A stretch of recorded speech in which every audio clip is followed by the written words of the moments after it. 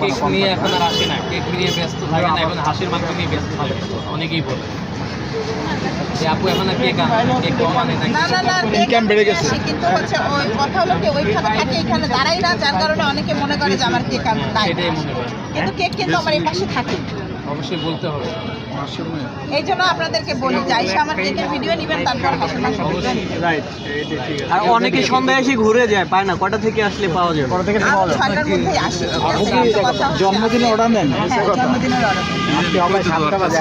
আজকে লেট হয়েছে কারণ আমি প্রথমে জন্মদিনে কেকের অর্ডার দিতে হলে আপনারা কিভাবে দিন আগে আমাকে জানাইতে হবে।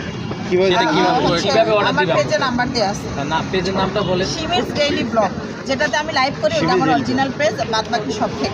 আচ্ছা, হ্যাঁ, তো অরিজিনাল পেজে আমার নাম্বার দেওয়া আছে, ওখানে হচ্ছে নাম্বার নিয়ে কেজি কত করে? শুধুমাত্র ঢাকার পাউন্ড ভিতরে পাউন্ড যারা কত করে নেন আপনি?